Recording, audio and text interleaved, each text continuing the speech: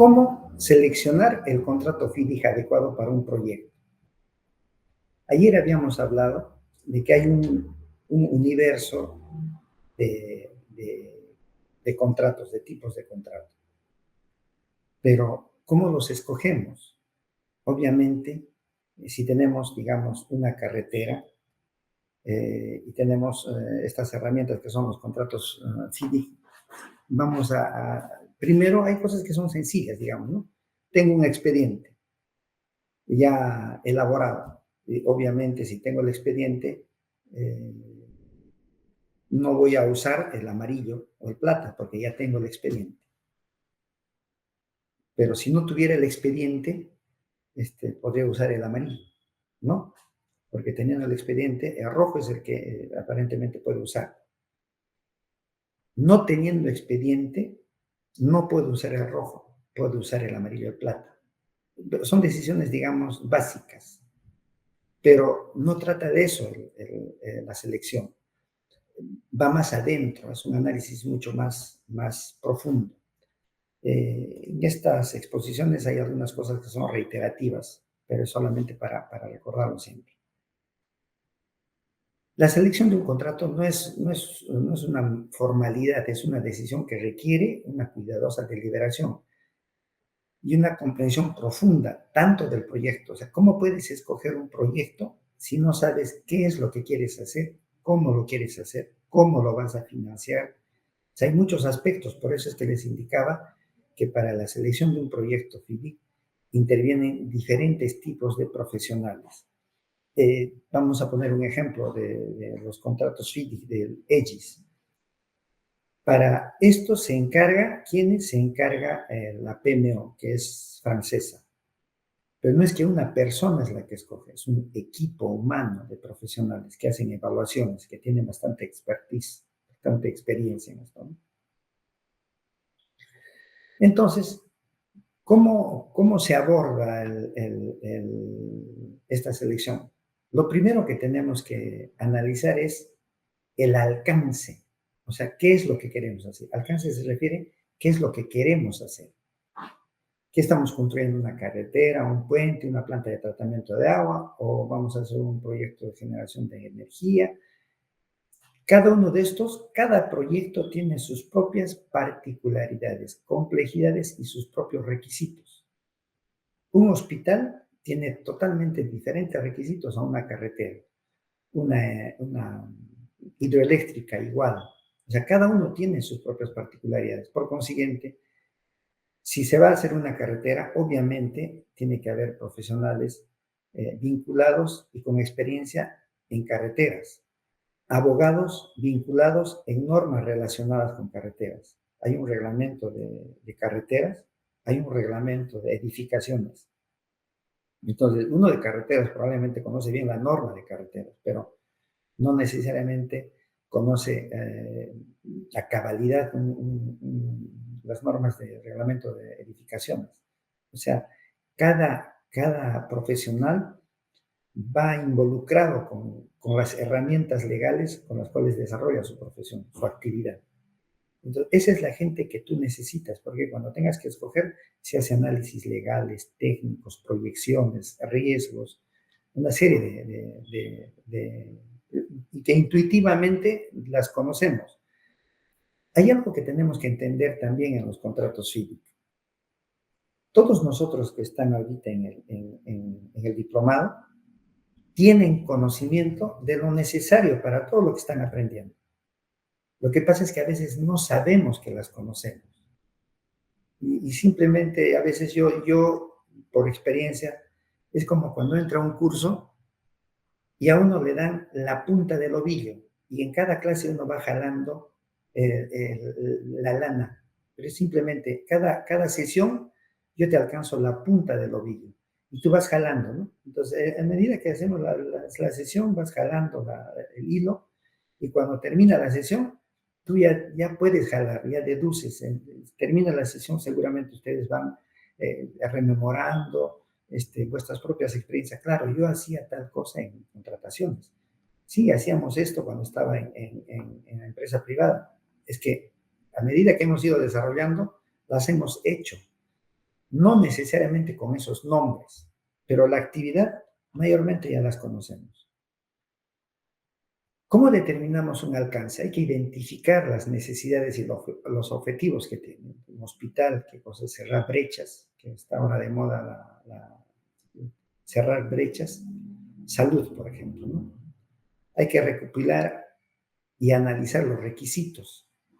Es diferente una posta médica, un hospital 2.1, un hospital 3.1, depende de la complejidad de cada hospital. Hay que definir qué entregables va a tener. O sea, qué cosas es lo que tiene que entregar. En el caso de un hospital, tiene que entregar UPS, tiene que entregar equipamiento y probablemente también tiene que entregar la capacitación para la operación. Y dependiendo del contrato, incluso se puede tener un contrato donde esté estipulado un acompañamiento de operación durante un tiempo determinado. Incluye la contratación de personal. Por ejemplo, en un hospital, ¿qué es lo que sucede? Cuando tú construyes un hospital complejo, moderno, tú tienes toda la infraestructura equipada, pero esa infraestructura es inútil si no tienes las personas capacitadas para poder desarrollar toda la actividad conectada y sincronizada de todo el hospital. ¿Por qué? Porque va a haber personas que están encargadas del sistema informático, del sistema eléctrico, de los sistemas electrónicos, los abastecimientos de gases, abastecimientos de aguas, diferentes tipos de aguas que se utilizan en un hospital, los tipos de residuos, y todo está sincronizado. Es todo un sistema que funciona sincronizadamente. Entonces, no es que tú contratas a una persona y la pones allí y empieza a trabajar, no. Entonces, tiene que haber una capacitación. Ahora, cuando no tienen esa capacitación, ¿qué hacen con el hospital? Entonces, hay un proceso de capacitación, pero aún habiendo un proceso de capacitación, dependiendo de los países, no necesariamente van a poder solventar el personal necesario para eso. Entonces, hay contratos donde se determina un acompañamiento. ¿Qué hace la empresa? Termina de construir y convoca. Él es el que hace la convocatoria de personal, los contrata, los capacita y acompaña en la operación. ¿Para qué? Para que funcione, hasta que, en otras palabras, para que aprendan a utilizar.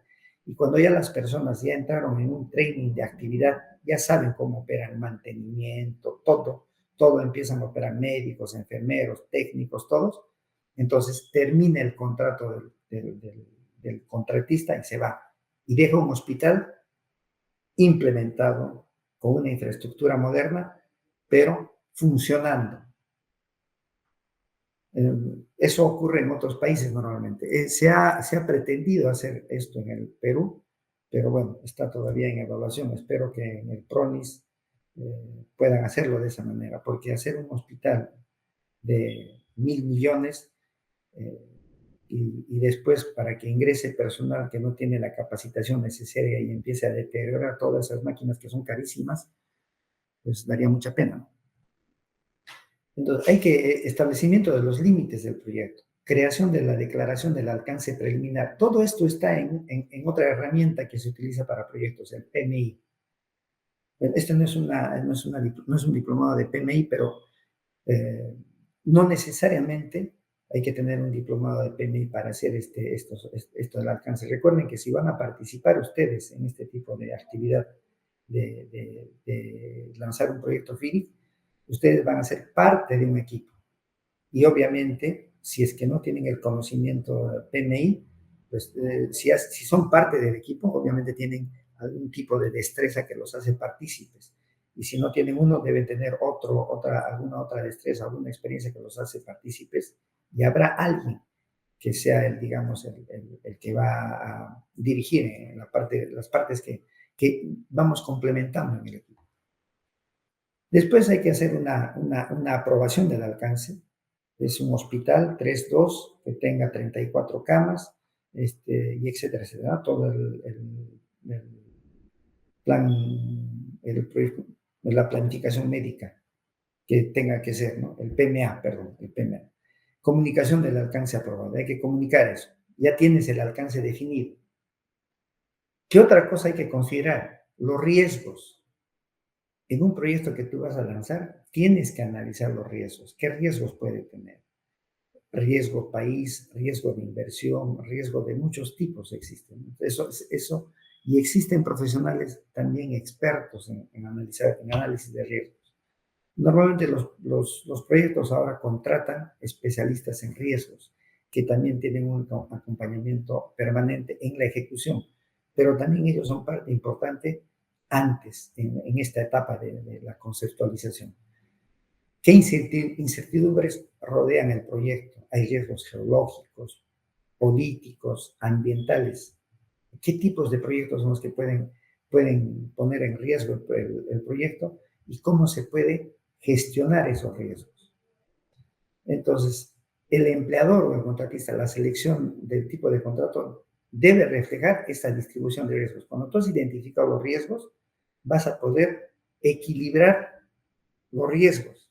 O sea, imagínense un proyecto donde no se hace análisis de riesgos, simplemente redactas y entregas. ¿Y los riesgos? ¿Quién se hace cargo de los riesgos? Tienes que decir, por ejemplo, ¿no? Desastres naturales. ¿De quién es el riesgo? No va a ser del contratista. ¿De quién? Es del contratante. Digamos, huelgas de trabajadores. ¿De quién es el riesgo? No es del contratante, es del contratista.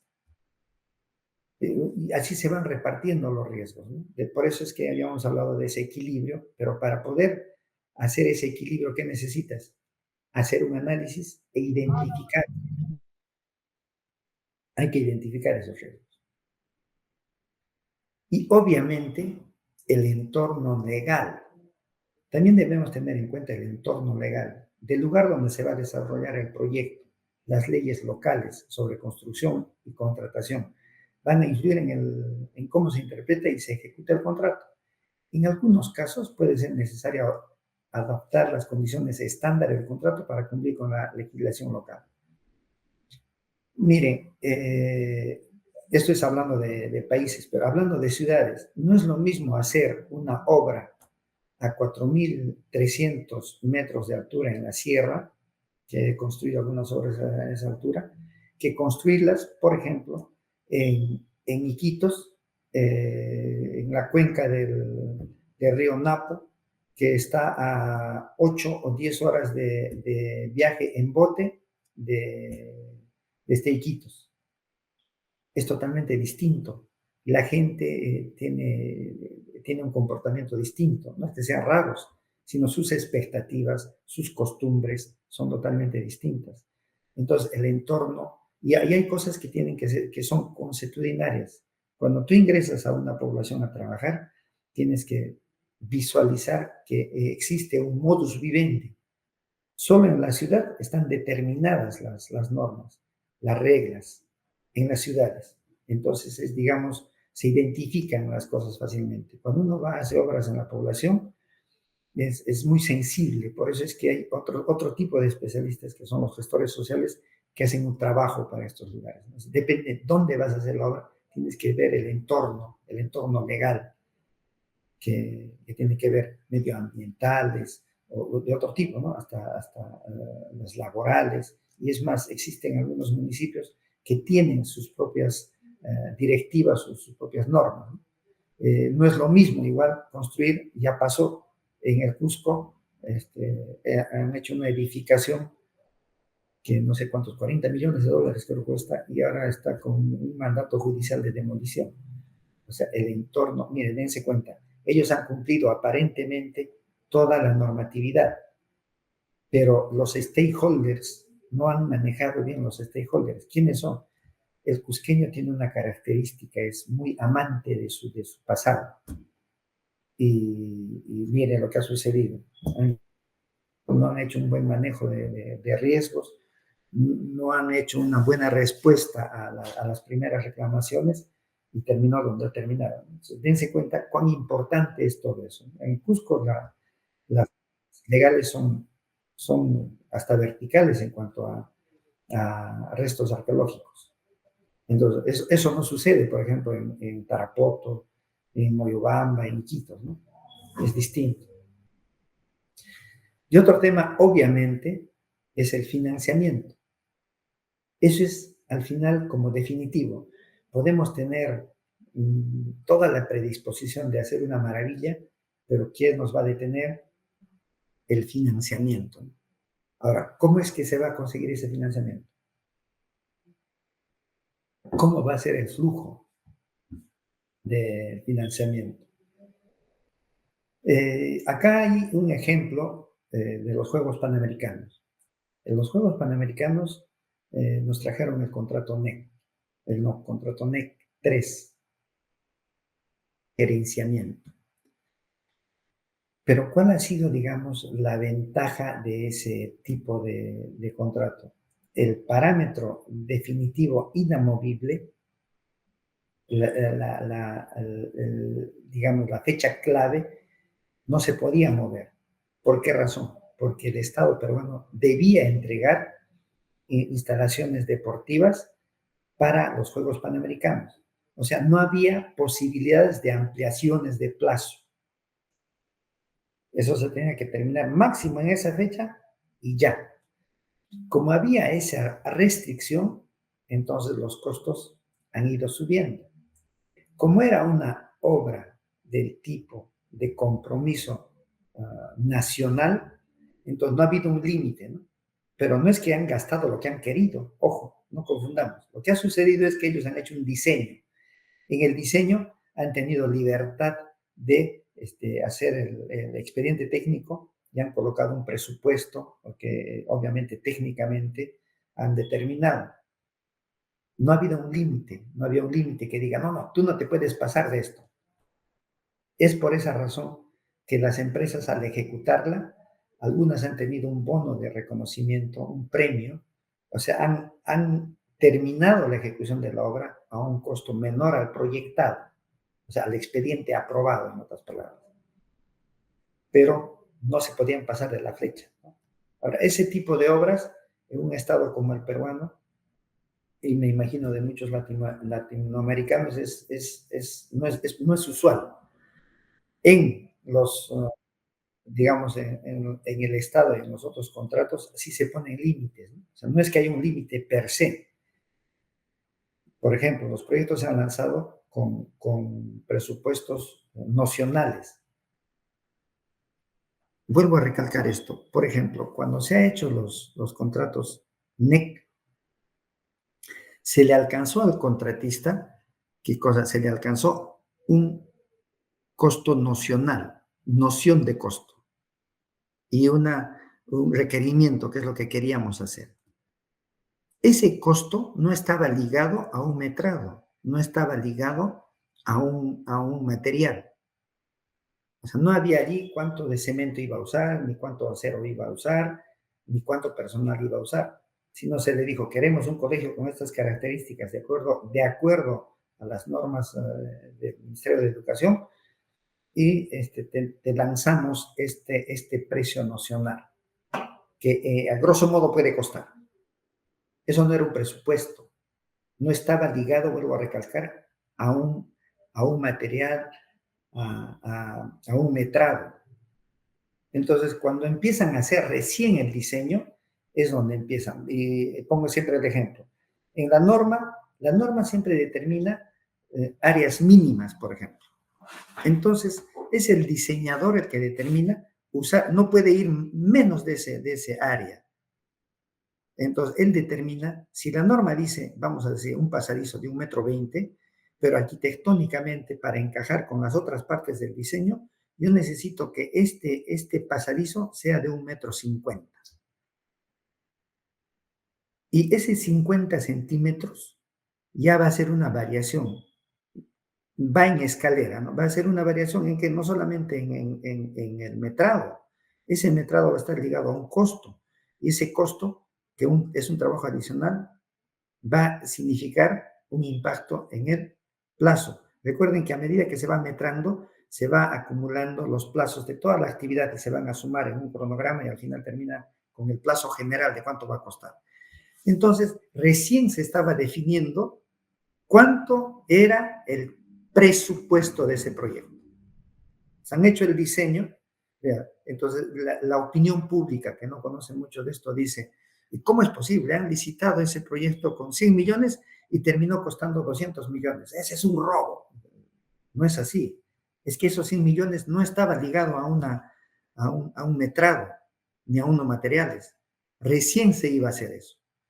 Entonces, la gente que está dentro del proyecto, participando en el proyecto, es consciente de lo que está sucediendo, ¿no?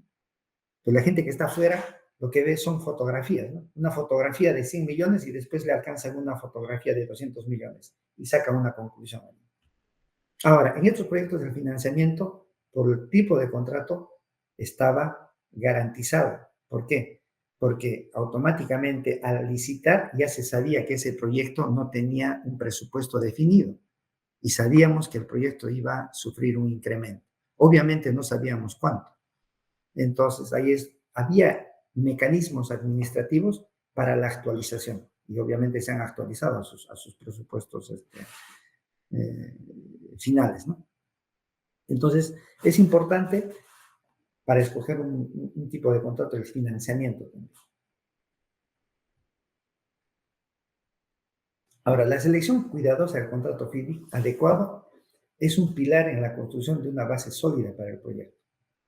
El ejemplo más claro, creo, para esto es cuán importante es el tipo de contrato que tú escoges, porque al final es el que el cliente, el dueño, el que va a definir cuál es el contrato que va a utilizar, el que va a construir.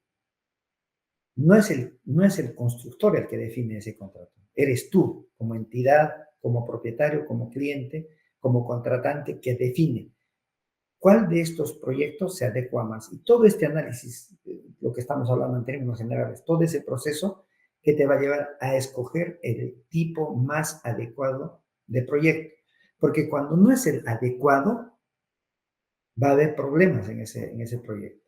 Y yo creo, como ejemplo, y obviamente es una opinión personal, no es otra cosa más que una opinión personal, creo que el contrato FIDIC Plata para el Hospital Lorena del Cusco ha sido un error.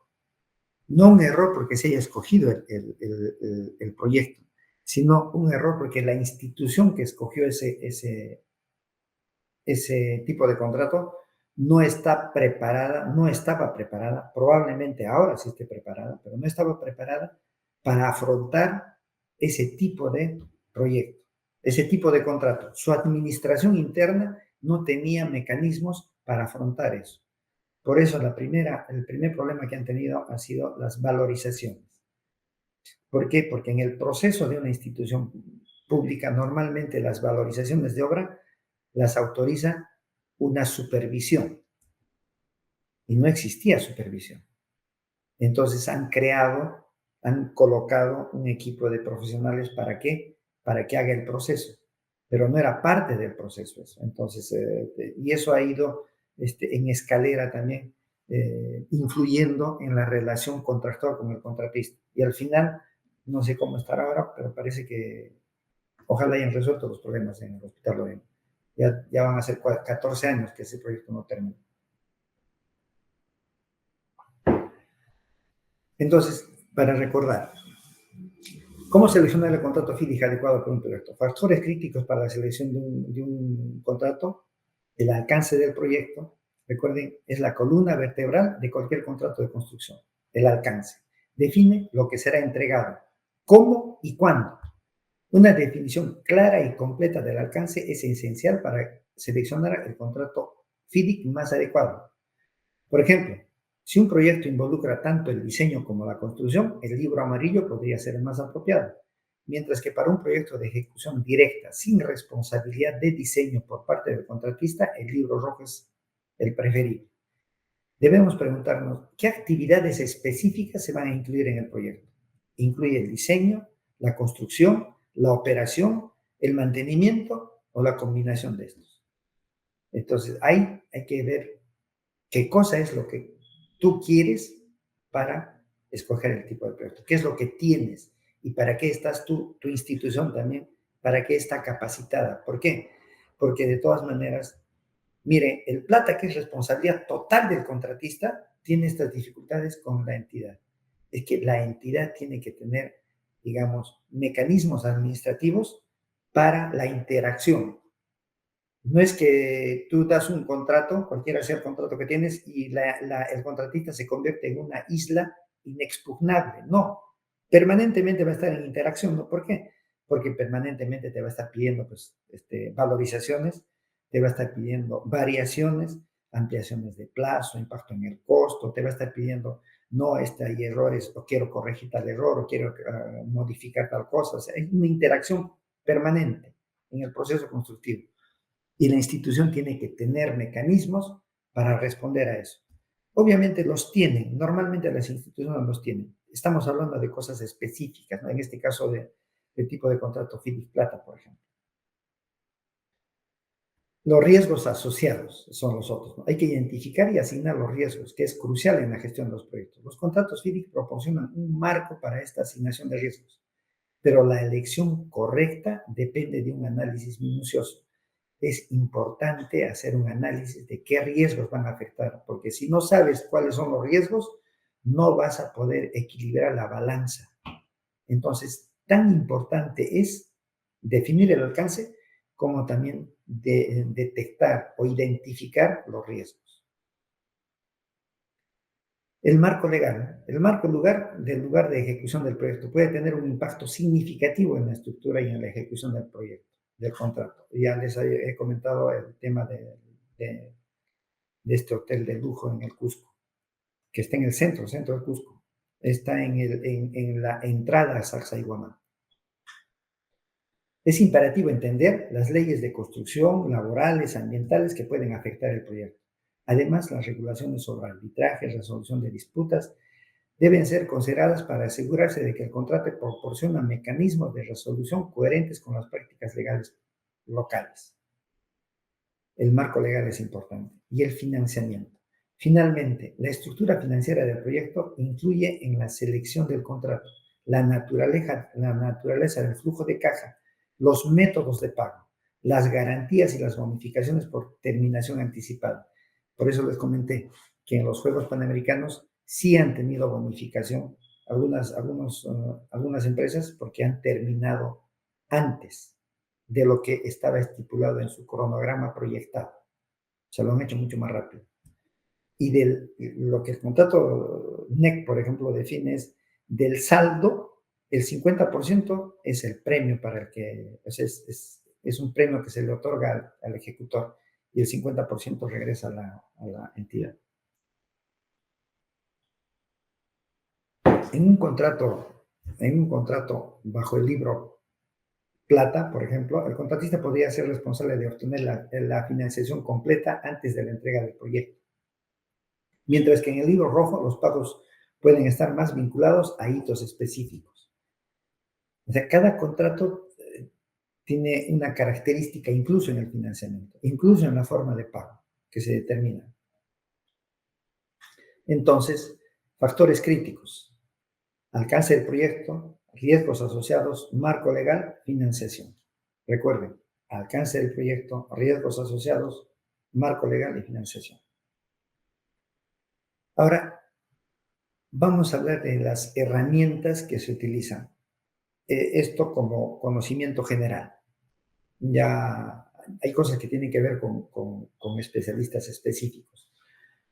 Muchos de ustedes seguramente van a participar como especialistas, otros como gerentes, otros como abogados, asesores, expertos, todo. Pero lo que tenemos, al menos yo como gerente, tengo una mirada holística de todo el proyecto. Tengo un conocimiento en algunas áreas, tengo el conocimiento necesario para poder tomar decisiones, pero no soy especialista en todas las áreas.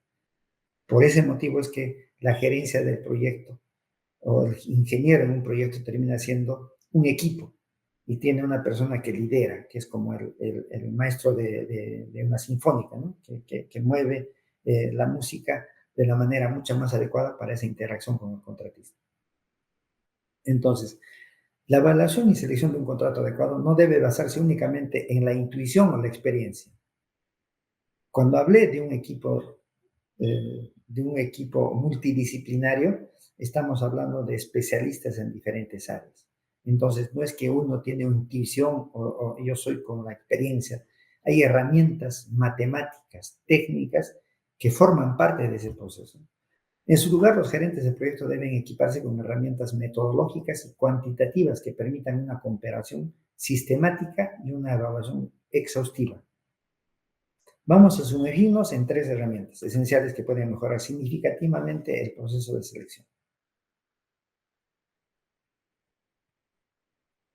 La matriz de selección de contrato es una herramienta analítica, matriz de selección. Es una herramienta analítica diseñada para alinear sistemáticamente las necesidades del proyecto con las características de los contratos FIDIC. Esto es una tabla o un gráfico donde se enumeran los requisitos del proyecto en un eje y los contratos FIDIC disponibles en otro.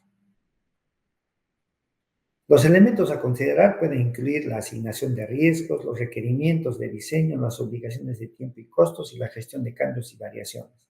Esta matriz facilita la visualización directa de cómo cada contrato satisface los diferentes aspectos del proyecto, permitiendo una comparación lado a lado y una selección más informada. Matriz de selección de contrato. Una matriz de selección de contrato es una herramienta que resume las cualificaciones de los candidatos y evalúa a los candidatos en función de los criterios definidos entre sí. Por ejemplo, ese es un ejemplo de matriz. Responsabilidad. El contratista tiene toda la responsabilidad del proyecto. En el otro es el propietario o contratante mantiene determinados aspectos de la responsabilidad. Riesgo. El contratista asume los riesgos. El otro es el propietario o contratante mantiene el riesgo. El plazo fijo para culminar el proyecto. O existe un plazo, no existe un plazo fijo para culminar el proyecto. Por ejemplo, en los Juegos Panamericanos el plazo era fijo. Por eso es que el proyecto se ha ido para arriba en costo. En cambio, hay proyectos que no existe un plazo fijo. Son hitos, necesariamente tiene hito, pero existe la posibilidad de que haya impactos en el plazo. Lo otro es, un contratista ofrece garantías de calidad y de buen funcionamiento. El otro contratista no proporciona garantías de buen funcionamiento. Este es una matriz, un ejemplo de matriz. Ahora, hay una lista de verificación de riesgos. Las listas de verificación de riesgos son fundamentales para garantizar una cobertura completa de todos los posibles riesgos de un proyecto. Por eso hay que identificarlos. Ahora hay que ver cuál es el impacto que puede tener cada riesgo, ¿no? Estas listas incluyen una serie de riesgos potenciales categorizados. Hay que categorizar cuál es su impacto, cuál podría ser un impacto, como técnicos, financieros, legales y de mercado, entre otros. El uso de listas de verificación permite identificar qué tipo de contrato ofrece las mejores condiciones para la gestión y mitigación de estos riesgos. Por ejemplo, si un riesgo técnico es alto debido a la naturaleza innovadora de un proyecto, se podría considerar un contrato que ofrezca una mayor flexibilidad para cambios técnicos. Por ejemplo, a ver, yo me imagino, un colegio no tiene muchas cuestiones innovadoras, pero una central hidroeléctrica o una central nuclear, obviamente, sí tiene. Entonces, tú no puedes cerrar el contrato, el proyecto con una definición técnica. Tiene que existir la posibilidad de que haya cambios y el contrato debe permitirlos. Entonces, fíjense cómo es lo que se analiza, ¿no? Las listas de verificación de riesgos se desarrollan sobre la base de la información histórica y del conocimiento acumulado a partir de proyectos similares y de otras fuentes de información. Normalmente existen bases de datos, ¿no? Ahora, esto es ideal para su elaboración, sea por un equipo multidisciplinario para sumar distintos enfoques que enriquecerán la misma, estas listas. Otro ejemplo, ¿no? Por ejemplo, lista de verificación de riesgos ambientales. Son ejemplos, hay un montón en Internet, he tratado de sacar algo mucho más didáctico, ¿no? Se cuenta con estudios de análisis de riesgo en la base de formato de Semarnat, sí, no, cómo está el estudio, etcétera, etcétera, ¿no? Cuál es el tipo de verificación. Entonces, tú vas detallando en listas tus riesgos y así vas identificándolos cada uno. Y es muy importante esa verificación. Recuerden que es muy importante porque el contrato, todo contrato se basa en la repartición de riesgos entre las partes. Modelos financieros. Comprender las implicaciones económicas de un contrato es crucial. Los modelos financieros son herramientas predictivas. O sea, es una proyección los modelos financieros que ayudan a evaluar el impacto financiero de un contrato a lo largo del tiempo. Se hacen evaluaciones, ¿no? Se hacen análisis. Estos modelos pueden simular diferentes escenarios de flujos de caja, financiamiento de deuda, qué tipo de financiamiento va a haber, rentabilidad del proyecto bajo diferentes tipos de contratos. Yo les había hablado, miren que el proyecto de todas maneras tiene que hacer el análisis incluso de la rentabilidad del proyecto, independientemente de que cada contratista va a colocar la utilidad que él considere. Vamos a poner, dos contratistas pueden poner el mismo costo final. Yo voy a cobrar por este proyecto 100 soles y yo voy a cobrar también 100 soles. Pero hay un costo directo y costos indirectos. Y la utilidad. Uno puede poner una utilidad del 0.1% y su costo final va a ser siempre 100, y el otro puede poner una utilidad de 5% y su costo final va a ser igual 100 soles. O sea, ese es el manejo que cada uno hace. Y eso también obedece a una estrategia. Porque por experiencia alguna vez yo siempre me decía, ¿cómo es que hay empresas que ganan las licitaciones con una utilidad del 0.5%? O sea, me parecía inconcebible. No, no es que al final tienen una utilidad del 0.5%, eso es contable, digamos, ¿no? Porque al final no van a invertir 100, 200 millones para tener una utilidad del 0.5%. Y hay otras empresas que ponen en su utilidad 13%, 17%. Entonces son estrategias para qué, para la licitación. Y al final, ¿qué es lo que sucede? Por ejemplo, con esa variación de precios. Cuando hay un impacto de una reclamación, para ellos es más fácil impactar esos costos, no la utilidad. Impactan y hacen la reclamación del impacto que haya tenido en otros costos, en los gastos generales, en otras cosas. Entonces, que le han bajado el costo de la utilidad, pero lo han subido en sus gastos generales. Pero al final, tú tienes un costo general total que es igual a otro. Pero el impacto que tenga de cualquier eventualidad en el proyecto va a impactar en qué? En esos gastos generales. Como está el volumen más alto, su impacto va a ser más grande, ¿no? Va a decir, mira, yo tengo para este proyecto un gasto general del 10% y me has extendido el plazo y en proporción a ese 10% me tienes que pagar. Si era por 10 meses 10%, entonces el mes adicional me tienes que pagar igual el 10%, o prorrateado, ¿no? Pero ese 10%. O sea, son estrategias que hacen las empresas. Un modelo financiero es una abstracción a una situación económica y financiera de una empresa o organización que sirve como herramienta de gestión. Obviamente, los modelos financieros son abstracciones, no son reales. Se alimentan de información real, pero terminan siendo una abstracción frente a un proyecto que no está, que no existe, ¿no? Sí tienes datos, bases de datos de proyectos terminados, pero frente a lo que tienes adelante es una abstracción. Y ese es un ejemplo, por ejemplo, de un flujo de caja, ¿no? Que todos, seguramente hay muchos acá economistas que conocen, y otras herramientas que también existen. Colegas, un pequeño descanso de 5 minutos y volvemos. Muy.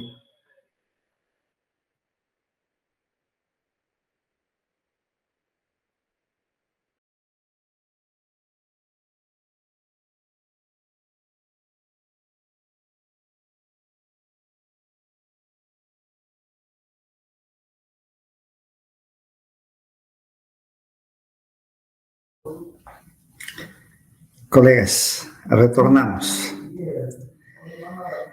Entonces, para recapitular, Las herramientas.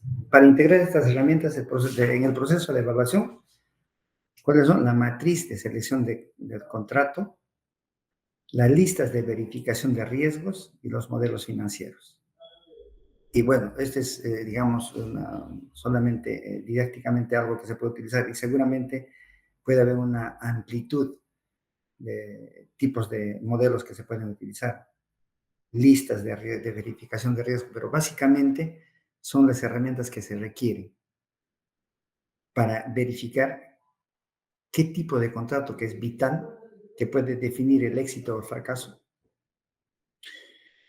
qué riesgos son los que vas a equilibrar entre contratante y contratista, y obviamente, y esa es la diferencia, digamos, y esa es la visión. Muchos de ustedes van a ocupar cargos de dirección en algún momento.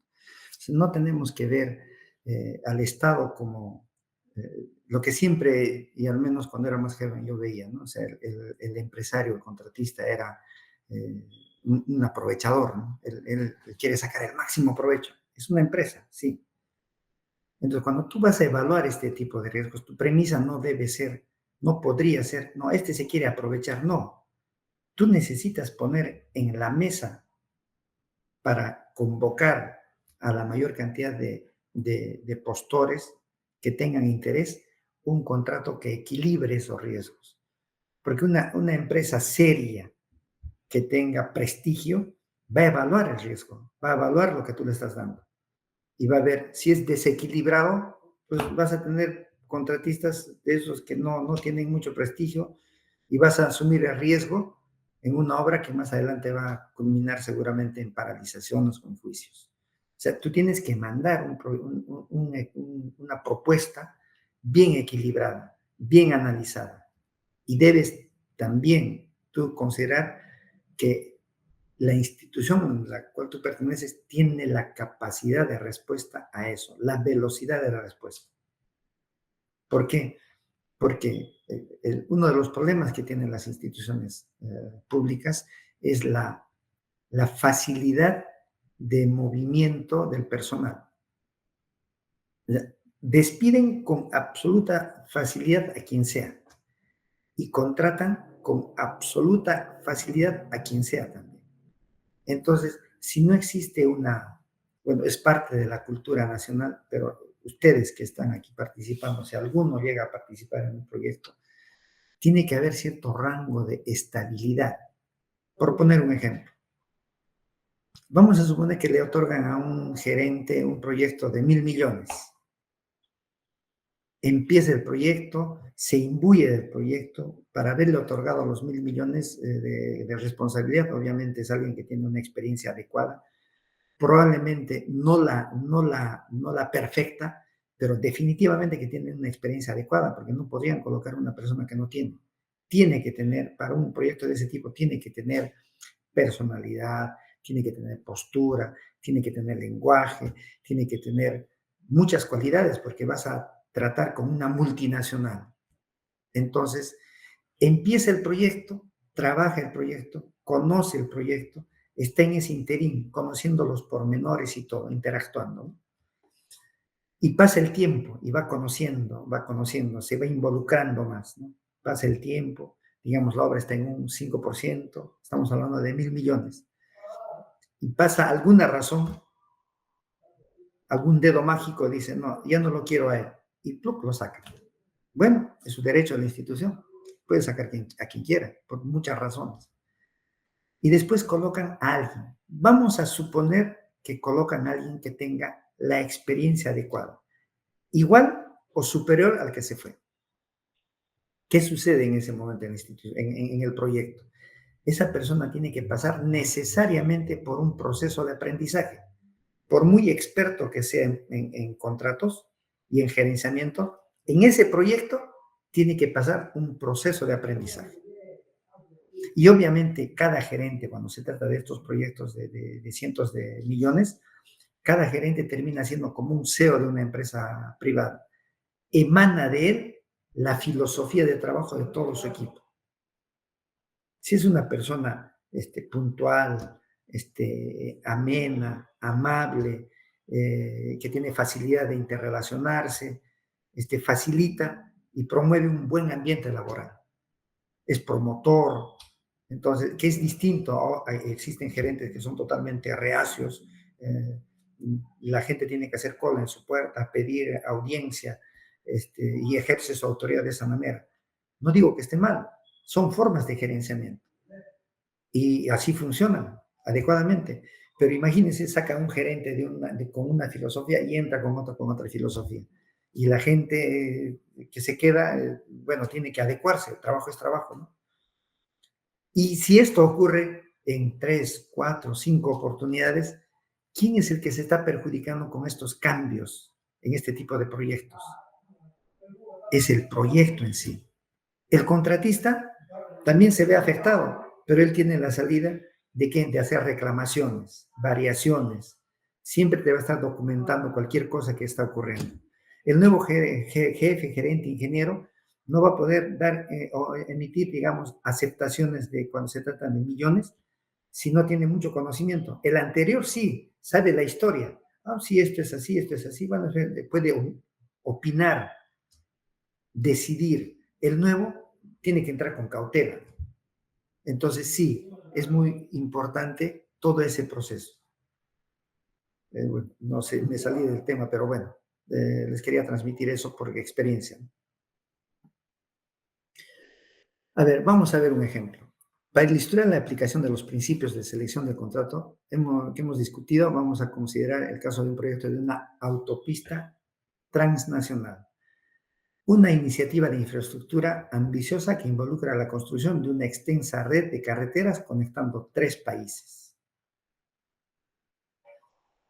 El proyecto de autopista transnacional está diseñado para facilitar el comercio y el tránsito en una región previamente aislada por barreras geográficas.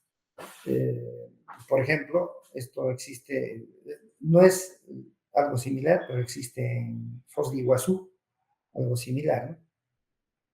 Hay zonas de fronteras de países que tienen 3 fronteras. Por ejemplo, tenemos en el Putumayo, en el Perú, Colombia, Brasil y Perú. El proyecto incluye múltiples puentes, túneles, viaductos y está presupuestado en varios miles de millones de dólares con un horizonte temporal de 5 años para su finalización. El empleador es una alianza de gobiernos regionales y el financiamiento proviene de una combinación de bancos de desarrollo internacionales y fondos gubernamentales. Hablando de Foz de Iguazú, no sé si ustedes han visitado la hidroeléctrica de Itaipú. Por ejemplo, esa hidroeléctrica que pertenece a Paraguay y a Brasil está financiada por ambos países. Pero obviamente la economía de Paraguay frente a la economía de Brasil es abismalmente diferente.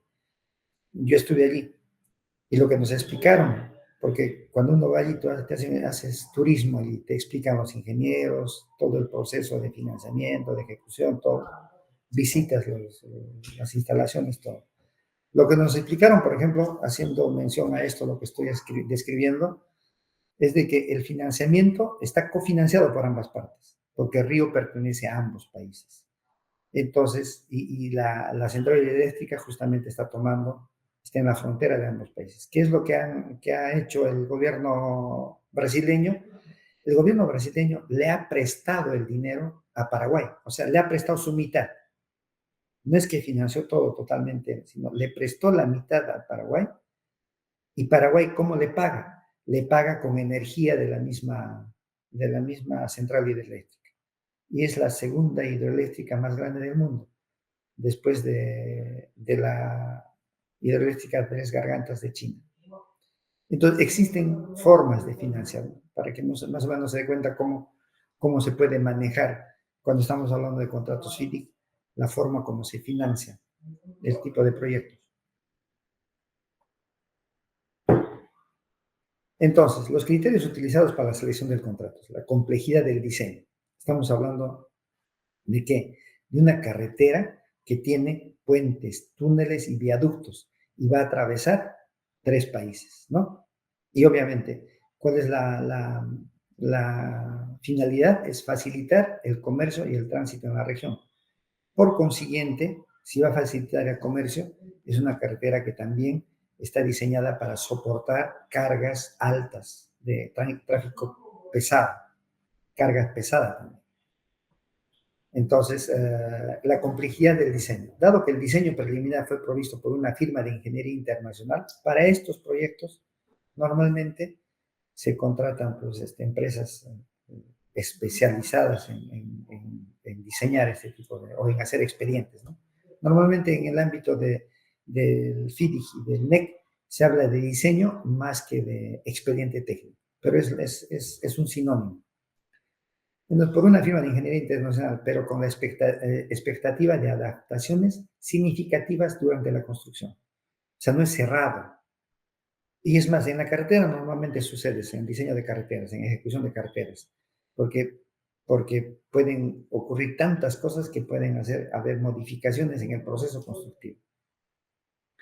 Se necesitaba un contrato que permitiera flexibilidad en la ejecución sin desviarse de los estándares del diseño rigurosos. Tiene que cumplirse las normas. Miren, si va a pasar 3 países, cada país tiene sus propias normativas, seguramente tiene su propia reglamentación de vías, cada país. Entonces, imagínense también la complejidad a nivel legal y a nivel técnico, ¿no? A pesar de que pareciera que técnicamente los reglamentos de carreteras, por ejemplo, son similares, varía mucho, varía en cuestión de cálculos de curvas de volteo, curvas verticales, curvas horizontales, etcétera, etcétera, varía. Es más, hasta las curvas varían dependiendo de la altura sobre el nivel del mar. ¿Por qué? Porque, bueno, eso es básico, ¿no? Los motores a nivel del mar tienen más oxígeno, tienen mayor potencia. En cambio, a mayor altura tienen menor potencia. Cuando los vehículos transitan por pendientes elevadas, también tienen mayor desgaste. O sea, hay muchas cosas en carreteras que se analizan. Gestión de riesgos, ya hemos hablado. El proyecto presenta riesgos geotécnicos complejos, así como riesgos políticos y financieros, debido a la naturaleza transfronteriza. Era esencial un contrato que asignara adecuadamente este riesgo entre las partes. La identificación de esos riesgos, ¿para qué? Para poder repartir, en otras palabras, ¿no? hay que asignar adecuadamente esos riesgos. Pero para asignar tienes que saber qué asignar y por consiguiente hay que hacer esa evaluación. Legislación y regulaciones. Las leyes de los 3 países involucrados requerían consideraciones legales y regulatorias detalladas, especialmente en términos de responsabilidades medioambientales y laborales. O sea, cada país no significa que por ser transfronterizo, cuál de las normas se van a aplicar, ¿no? Por ejemplo, si pasara, vamos a suponer hipotéticamente, esta carretera del Perú y pasara es hipotético, ¿eh? Vamos a suponer que pasa por Suiza, la normativa laboral es totalmente distinta en ambos países, totalmente distinta, ¿no? Entonces se tendría que adecuar. Estoy haciendo este ejemplo jalado de los pelos para que más o menos se entienda gráficamente. Estructura de financiamiento. Con múltiples fuentes de financiamiento, era crucial elegir un contrato que permitiera una claridad financiera y una estructura de pagos que concordara con los desembolsos de fondos planeados. Normalmente, por ejemplo, el Banco Mundial financia proyectos inmensos, grandes, ¿no? A veces de miles de millones de dólares. Y obviamente, si es transfronterizo, tiene que haber una estructura y una forma bien determinada de cómo se va a desembolsar. ¿Por qué? Porque cada parte, cada país va a ser responsable de responder del financiamiento del sector que me imagino le corresponde. Obviamente, si va a pasar por 3 fronteras, en un país puede ser 100 kilómetros, en el otro país pueden ser, vamos a exagerar, 5 kilómetros, y en el otro pueden ser 500 kilómetros. Entonces, no habría no creo que sea equitativo entre todos, ¿no? O sea, va a haber una proporcionalidad, entonces tiene que haber formas de pagar. Ahora, el procedimiento para seleccionar un contrato FIDIC se basa en evaluar de manera integral las necesidades específicas del proyecto y luego seguir una serie de pasos para garantizar que la elección del contrato sea la más adecuada. A continuación detallamos eso. 1. Definición de objetivos del proyecto. Establecer los objetivos finales, incluyendo la funcionalidad deseada, la calidad y el tiempo y el presupuesto. Análisis del alcance. Detallar todas las fases del proyecto, desde el diseño hasta la entrega y la operación posterior. Evaluación de riesgos. Identificar y categorizar los riesgos relacionados con el proyecto, incluyendo técnicos, financieros, legales y de mercado. Es básico. Consideraciones legales. Revisar las leyes locales y nacionales que afectarán el contrato y asegurarse de que el contrato pueda cumplir con ellas. La estructura financiera. Determinar la estructura de financiamiento y cómo ésta se reflejará en los pagos y en el flujo de caja del contrato. Selección preliminar del tipo de contrato. Basándose en la información recabada, realizar una selección preliminar del tipo de contrato FIDIC que podría ser el más adecuado. Uso de herramientas de evaluación. Aplicar herramientas para matrices de selección, listas para verificación de riesgos y modelos financieros para comparar las opciones de contrato. Ya hemos hablado de eso. Consultas con partes interesadas. Tú vas a hacer un proyecto, cualquiera sea el proyecto, ténganlo siempre claro. Hay una palabra que se utiliza bastante, que es los stakeholders. Es en inglés. Pero en el PMI se habla de stakeholders cuando se habla de quién, de las partes interesadas. ¿Y quiénes son los interesados? No necesariamente siempre van a ser los que van a utilizar el proyecto. Van a ser aquellos que pueden también influir en el proyecto. Yo les había hablado, por ejemplo, el otro día, que hemos hecho unos colegios en Chimbote y no se había identificado los especialistas del contratista, no los nuestros, entre los stakeholders a unos vecinos. Un vecino, o sea, no lo han mapeado como alguien que iba a influir. Lo que no mapearon era que un político activo y llegaron elecciones, ganó las elecciones y la importancia de ese stakeholder cambió totalmente. ¿Pero por qué influyó en el proyecto? Porque obviamente él siendo un político que tenía bastante actividad política y obviamente en su barrio no la ejercía, yo entiendo que por eso no es que están yendo y todo va viendo, ¿no? No le habrán dado la importancia que él quería, me imagino. Y cuando cumplió, cuando logró ser elegido, pues más o menos diría que nos quiso demostrar el poder que tenía, ¿no? Claro que se mitigó, pero fue algo que se pudo haber evitado. Entonces, normalmente en los proyectos hay un equipo de profesionales especialistas que son los gestores sociales que hacen un mapeo general a los vecinos, a los que transitan, los ómnibus que pasan por las calles, qué vehículos son, todo mapean, porque tienen que identificar todos los que pueden influir. Por ejemplo, vamos a suponer, si en una esquina hay una señora que vende durante años sus salchipapas y la gente viene allí y ya se han acostumbrado y tú vas a hacer un proyecto nuevo y no lo has mapeado, no le has dado la importancia que tiene, vas a generar un problema social donde no existe. Entonces, los gestores sociales, ¿qué hacen? Hablan, conversan, ven alternativas de solución, tratan de que la señora no se vea, digamos, impactada en mayor medida, porque la has mapeado, ¿no? ¿Por qué? Porque esa señora, vamos a suponer, puede hacer una huelga de hambre, puede encadenarse en la puerta, puede no permitirte que entren los vehículos, puede hacer muchas cosas las personas. La persona que menos te imaginas a veces te ocasiona los mayores problemas. Ustedes conocen la ley de Murphy, ¿no? Muy bonita es la ley de Murphy. Pueden buscar en internet. Se aplica a todo, al amor, a la ciencia, a todo. Es muy interesante. Entonces hay que hacer siempre un buen mapeo de partes interesadas. Ahora hay que hacer una revisión de los contratos. Hay que estudiar los contratos cívicos. ¿Qué qué tipos de contratos son, ¿no? Los FIDIC relevantes en detalle, entendiendo sus cláusulas y mecanismos de solución de disputas. Algo que tiene el contrato FIDIC, que ha involucrado bastante, recuerden que está como 30 años, es la forma como se resuelven las disputas.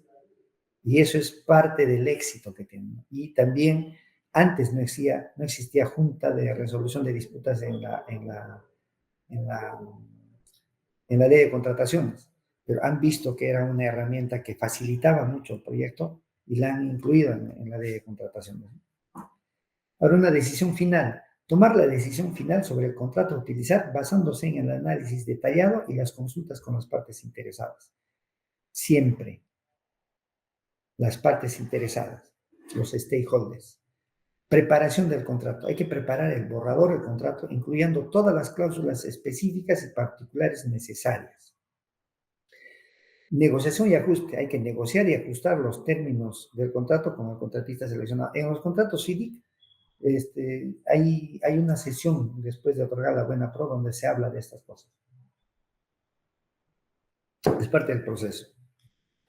Firma del contrato. Hay que firmar el contrato después de que todas las partes estén de acuerdo con los términos y condiciones. Implementación. Según el contrato durante la ejecución del proyecto, aplicando las cláusulas acordadas para la gestión de cambios, reclamaciones y cualquier disputa que surja. Y la revisión post-proyecto. Una vez finalizado el proyecto, revisar el desempeño del contrato para aprender y mejorar los procesos de selección en el futuro. Este procedimiento detallado ofrece un marco estructurado que nos guía en la elección del tipo de contrato más adecuado para nuestros proyectos de infraestructura, asegurando que todas las consideraciones importantes sean abordadas. Por eso dice, ahora esto les indico más o menos por experiencia. Seguramente puede haber algunas subpartes que pueden ser detalladas de mejor manera, pero en términos generales esto les va a servir. Ahora vamos a ver, el libro amarillo, FIDIC en lugar de otros. ¿Qué cosas tiene el libro amarillo? Flexibilidad en el diseño. El libro amarillo es ideal para proyectos donde el contratista tiene un papel significativo en el diseño. Él lo va a hacer. Esta flexibilidad es ventajosa en proyectos que requieren soluciones innovadoras y personalizadas. Por ejemplo, yo les hablaba de que probablemente, ya no estoy muy vinculado a Pronis y a los contratos de Aegis, en un tiempo sí, estuve de gerente en un hospital allí, pero ahora que no estoy vinculado, hasta lo último que supe es que estaban evaluando que el contrato que se utilice en el Sergio Bernales sea el libro amarillo. ¿Por qué? Porque se va a encargar de hacer el diseño, el expediente técnico, y que como hace el expediente técnico, incluso cuando está haciendo el expediente técnico, a pesar de darle su plan médico arquitectónico, los mismos médicos pueden opinar en el proceso de diseño. Ellos van a decir, no, por ejemplo, lo que nos ha sucedido, ¿no? Se ha diseñado en la norma, no estipulaba, digamos, para determinados consultorios baño. Y cuando a los médicos se les ha expuesto, porque son stakeholders, son partes interesadas, se expone regularmente lo que está avanzando, porque es mejor estar involucrándolos participando, conociendo su proyecto, para que tengas menores contratiempos, porque es otra cosa que las observaciones vengan cuando tú estás en proceso de diseñarlo, que las observaciones de ellos o el descontento o como stakeholders venga cuando ya tienes el proyecto ejecutado. Entonces, ¿qué nos decían? No, nosotros queremos baño.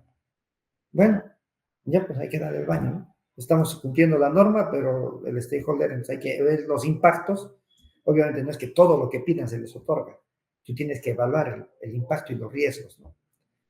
Entonces, sucede eso siempre.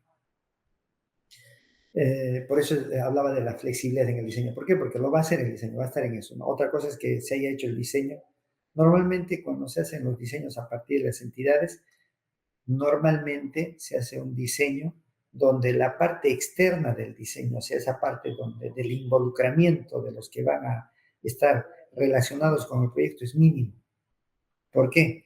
Porque en los proyectos de este tipo hay un presupuesto asignado para quién, para esa identificación de partes interesadas y para un trabajo con ellos.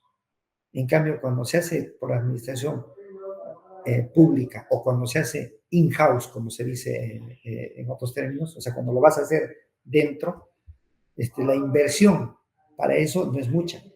Sí, seguramente hay un trabajo, lo que normalmente hacen, contratan a un profesional y ya hace un mapeo y lo hacen, ¿no? En cambio, en el otro lado es una cosa muy importante y es todo un equipo. Es más, hay un área de gestión social que tiene varios profesionales que se encargan de eso, ¿no? Entonces, distribución de riesgos. El amarillo ofrece una distribución equilibrada de riesgos relacionados con el diseño entre el empleador y el contratista, lo cual es menos común en contratos como el rojo. Recuerda que en rojo le entregas el expediente al contratista. Gestión de cambios. Proporciona un marco eficiente para gestionar los cambios en el alcance del trabajo, lo que puede ser crucial en proyectos dinámicos y que evolucionan rápidamente. Por ejemplo, esto de la gestión de cambios es muy importante porque normalmente ahora se están diseñando y se están ejecutando proyectos con el sistema Fast Track. O sea, todavía no tienes el diseño terminado, culminado, pero se inicia el proyecto con una fase culminada y aceptada. Para poner como ejemplo, un edificio tiene una subestructura, las cimentaciones. Después viene el primer piso, el segundo piso y el tercer piso, como ejemplo, ¿no? Entonces, ¿qué se hace cuando es fast track? Él se va a hacer cargo de todo el diseño, tiene la obligación de hacer todo el diseño. Entonces, como ya tiene concepto de lo que se requiere, donde ya tiene mapeado qué servicios debe tener, digamos, el hospital, entonces él diseña la subestructura, la cimentación, obviamente considerando todo eso lo que va a tener. No está terminado todavía la parte superior, esta es la parte, está avanzando. No es que termina esto y recién avanza, sino está avanzando el conjunto total. Pero esto termina y culmina y te alcanza y te dice, ya lo terminé. Lo apruebas, lo aceptas, o lo rechazas o lo observas. Te observo, ya, lo mejora.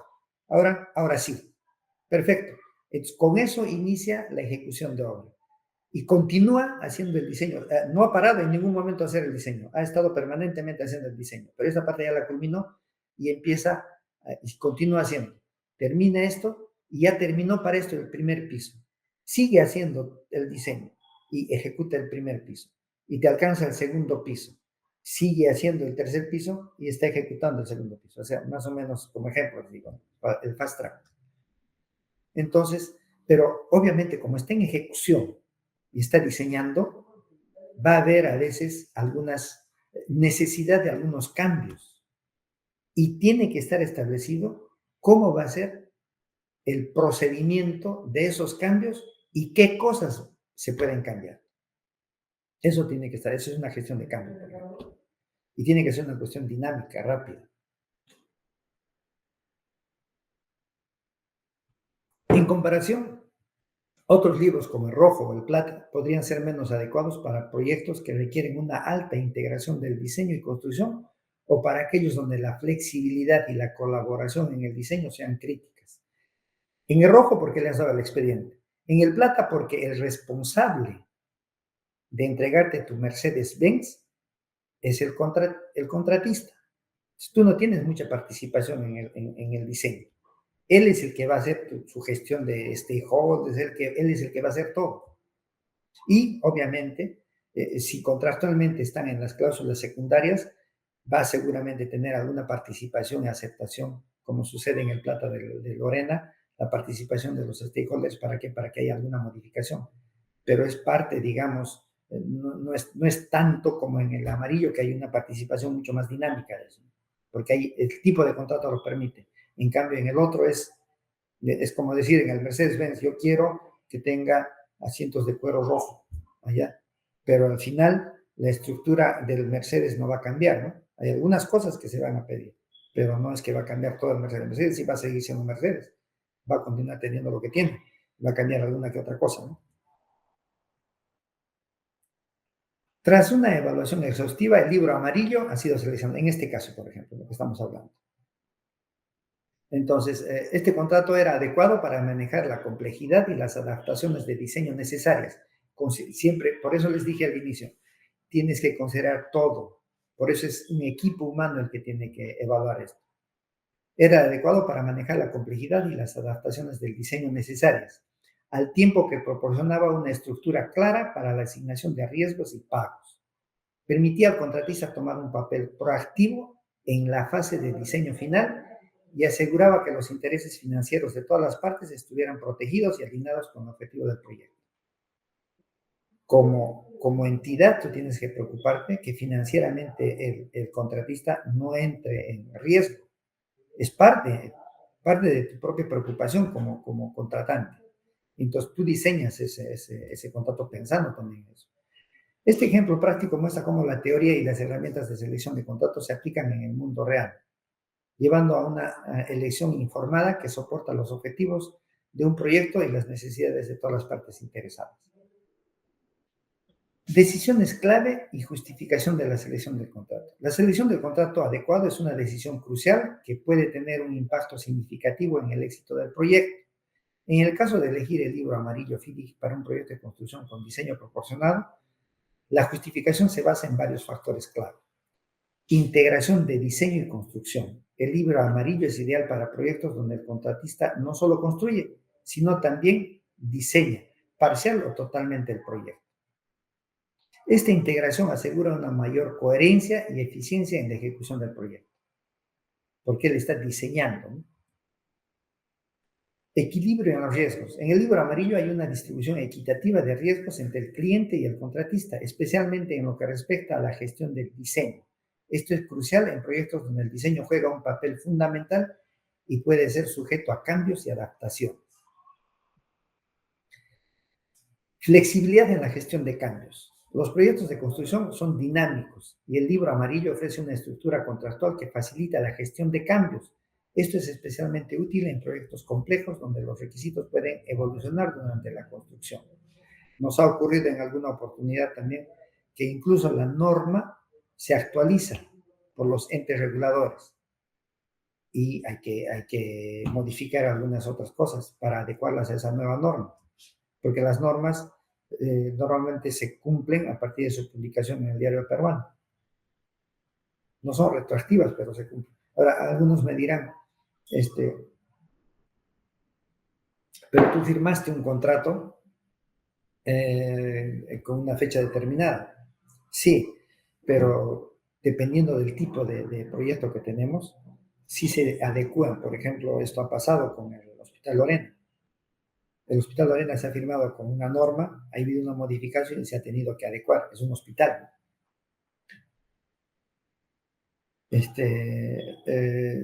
Ya hemos hablado, ya está bien, el responsable de contratista en el diseño. Eficiencia en costos y tiempo. Con el contratista responsable tanto del diseño como de la construcción, se puede reducir los tiempos de ejecución y optimizar los costos, ya que se minimizan los desfases entre la fase de diseño y la construcción, porque es el mismo el que va a hacer, ¿no? La elección del libro amarillo para este tipo de proyectos se justifica por su capacidad de integrar de manera eficiente el diseño y la construcción, equilibrar los riesgos, gestionar cambios de manera flexible y aprovechar la experiencia del contratista en el diseño, todo lo cual contribuye al éxito del proyecto. Ahora vamos a comparar esto rápido, nos queda 20 minutos, los contratos más comunes, los FIDIC. El libro rojo. El libro rojo es ampliamente utilizado en proyectos de construcción donde el empleador proporciona el diseño completo, o sea, otorga el expediente completo. Este contrato es ideal para proyectos de construcción tradicionales, donde las especificaciones y los planes están bien definidos desde el inicio. ¿Por qué? ¿Quién los ha definido? El contratante, el cliente. Las principales ventajas del libro rojo incluyen una clara definición de roles y responsabilidades y una estructura de contrato que facilita la gestión y la supervisión. El que hace eso, ¿quién es? Es el gerente, el ingeniero, en este caso. Pero, bueno, a ver, el siguiente es el comentario que les voy a hacer después. Sin embargo, una desventaja es que ofrece menor flexibilidad para que el contratista aporte en el diseño. ¿Por qué? Porque tú le has firmado un contrato con un expediente técnico que tú le otorgas. El contratante asume el riesgo de ese expediente. Ahora, el contratista podría hacer algún aporte en el diseño, pero ese aporte va a significar una variación y va a tener un impacto ¿en qué? Un impacto en el costo y en el plazo. Se va a variar tus instrumentos financieros y también en el plazo, tu tiempo. Lo que puede ser limitante en proyectos que requieren adaptabilidad y soluciones innovadoras en la etapa de construcción. No es adecuado para eso. Características principales. El diseño es realizado por el cliente o sus representantes. Los trabajos son medidos finalmente durante el trabajo, las valorizaciones. El cliente nomina a un ingeniero para que actúe en su nombre, ingeniero con mayúscula. El ingeniero tiene potestad y poder para introducir variaciones en el proyecto, pero no en el contrato. Por eso les indicaba. ¿Cuál es esa potestad? El contratista puede, por ejemplo, cuando hay alguna reclamación, el contratista, su primer filtro, ¿quién es? Es el ingeniero. Ahora, el ingeniero en el proceso puede ver que hay alguna, y eso es un límite también, no es que puede ser una variación ostensible, dependiendo. Normalmente las instituciones ponen límites a la autoridad cuando está relacionada con presupuesto. Ahora, el DAF se debe nominar a los 28 días del inicio del contrato y tiene poder para resolver cualquier disputa o decisión del ingeniero no aceptada por el contratista. Por eso les decía, la primera persona que va a resolver una disputa, una reclamación, es el ingeniero. Y la observación que siempre escuché es, pero si está pagado por el contratante. No, no te han contratado para defender al contratante. Te han contratado para estar a cargo de un proyecto cuyo objetivo es la culminación y puesta en servicio. Entonces, cuando hay una reclamación, tú tienes una posición técnica imparcial, porque tu objetivo no es defender al contratante, tu objetivo es que el proyecto se culmine y tú tienes que hacer una evaluación técnica de lo que reclama el contratista. Y técnicamente puedes decir no, eso no le quita el derecho al contratista de hacer su reclamación en la siguiente instancia, que es el DAF, ¿no? Ahora, el libro rojo, que es de las financieras, es la edición de las financieras del libro rojo, que simplifica el uso del contrato FIDIC para esto, para sus prestatarios, digamos, programas de Estado normalmente, el Banco de Vivienda, el Ministerio de Vivienda, el Ministerio del Ambiente, bueno, yo sé del Ministerio del Ambiente y del Ministerio del Ambiente, pero seguramente existen en otros ministerios también, otro tipo de proyectos, no necesariamente que estén vinculados con, con, con infraestructura. Pues ellos financian cualquier tipo de proyecto. Por ejemplo, sé que el BID ha financiado una modernización del sistema de administración del Poder Judicial. Es un proyecto también, ¿no? Que igual tiene un contrato FIDIC, para que vean que los contratos se adecúan para diferentes tipos de proyectos. Ahora, los organismos internacionales, lo habíamos comentado en la primera sesión, el Banco Africano, Banco Asiático, el Comercio del Mar Negro, Banco de Desarrollo del Caribe, Banco Europeo de Construcción, el BID, el Banco Interamericano, Banco Internacional de Reconstrucción y Fomento, el Banco Mundial, Banco Islámico, Banco Nórdico, etcétera, etcétera, etcétera. Utilizan este tipo de libro rojo del FIDIC, y por ese motivo es que es el contrato más utilizado en el mundo. O sea, en el Perú tienen pues, una infinidad, ahorita en este momento hay una infinidad de proyectos que se están ejecutando con el contrato, con este tipo de libro. En el Perú, en un ministerio. Ahora multipliquen eso por el número de años. O sea, tenemos, no sé si miles, ¿no?, de proyectos que se han desarrollado con este tipo de contratos. En el Perú, Ecuador, todos los latinoamericanos, me imagino. Y seguramente Asia, en Europa del Este, probablemente.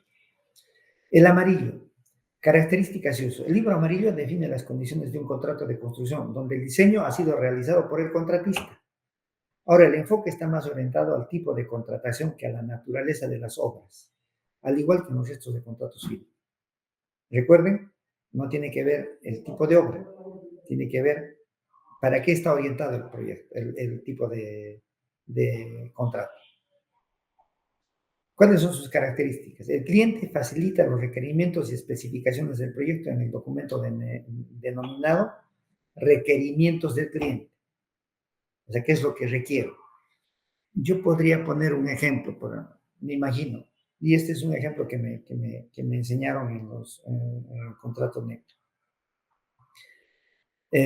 Más o menos trata de lo siguiente: cuando el faraón quería hacer su tumba, él lo que quería era su lugar de descanso eterno, que sea inexpugnable, que sea eterno, ¿no? Entonces, él tenía ese concepto, que sea inexpugnable, que yo esté allí adentro por la eternidad, ¿no? Hasta el momento que salga, seguramente, ¿no? Usted tiene su libro de muertos también, ellos, donde hay un juicio, etcétera, etcétera. Pero bueno, entonces él lo que quería era inexpugnable y eterno. Entonces, obviamente, ese concepto que él tenía lo convoca, vamos a poner a Imhotep, y le dice: mira, yo quiero esto, este es mi requerimiento de clientes, inexpugnable y eterno. ¿Para qué? Para que allí vayan mis restos mortales. Ese es su requerimiento. Entonces, ¿qué ha hecho Imhotep? Él seguramente ha ensayado una serie de propuestas, ¿no? Voy a hacer un cubo, voy a hacer un círculo, voy a hacer un hueco en la arena.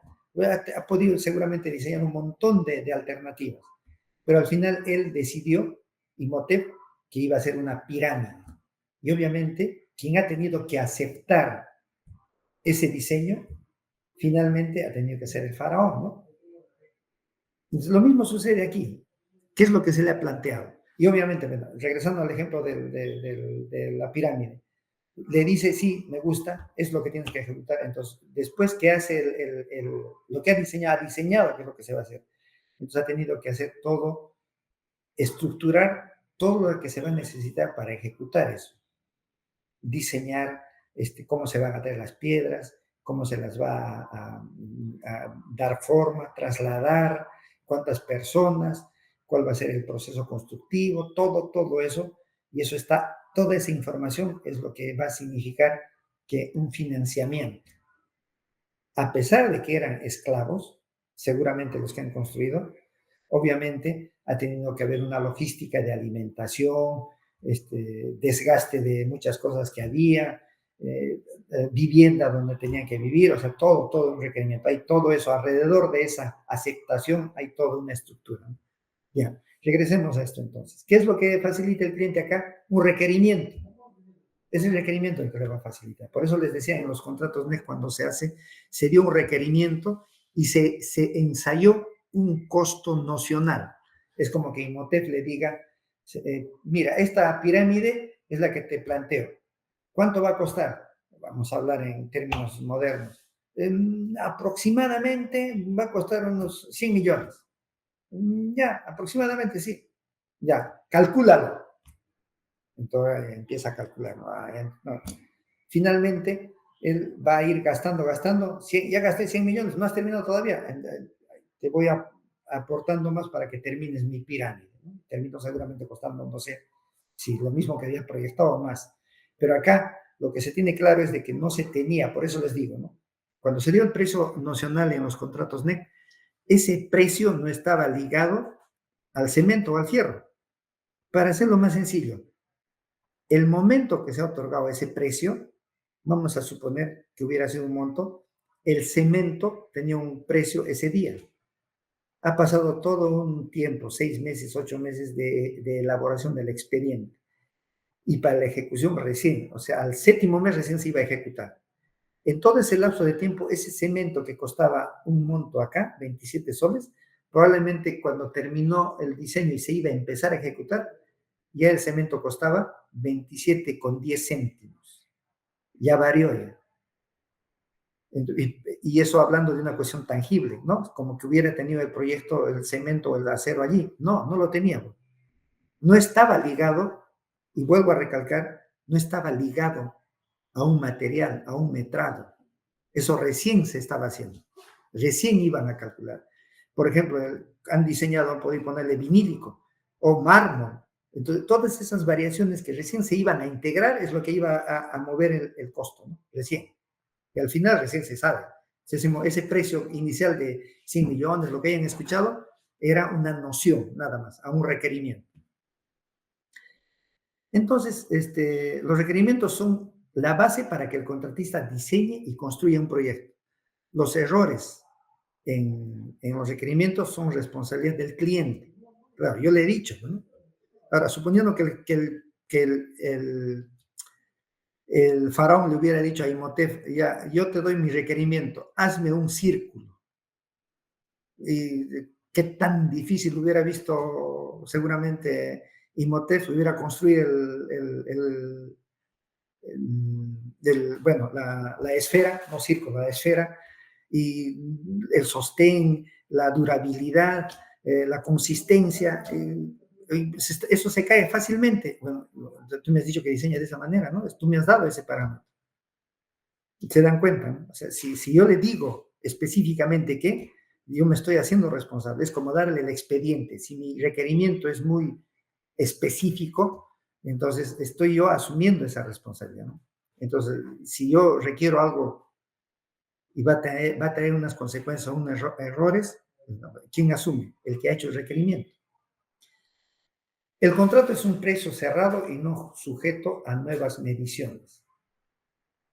Miren, el contrato está cerrado, sí. No va a haber una nueva medición porque está cerrado el contrato. Cualquier variación que va a haber va a tener un sustento, pero específicamente. Vamos a hacer un símil con el contrato, la ley de contrataciones. Cuando tú firmas un contrato en ley de contrataciones, está cerrado el costo y no va a haber variación. Lo que va a suceder es de que puede haber alguna razón que impacte, algún motivo.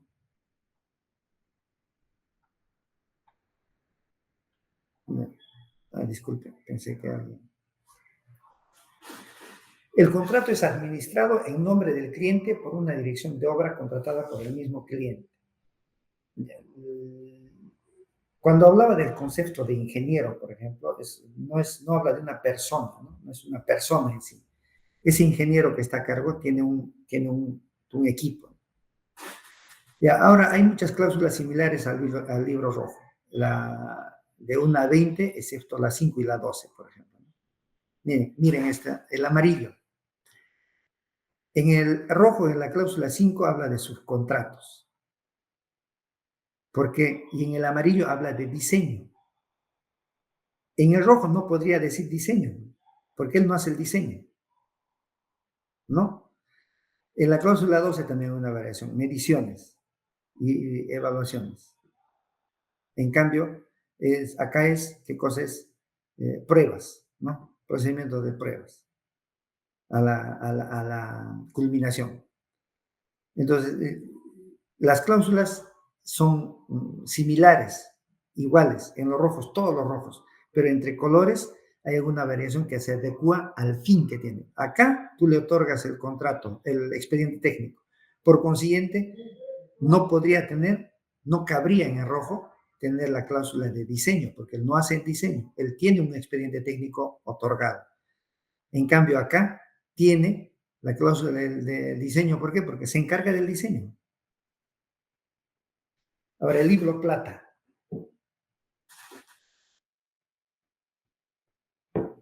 Es conocido oficialmente como el contrato llave en mano. Es una herramienta primordial en proyectos llave en mano. El EPC significa ingeniería, procura significa adquisiciones o compras y construcción. O sea, hace el diseño, hace las compras y construye. Este tipo de contrato es preferido cuando el empleador desea transferir la mayoría de los riesgos al contratista, asumiendo este último la responsabilidad total del diseño, la adquisición y la construcción del proyecto.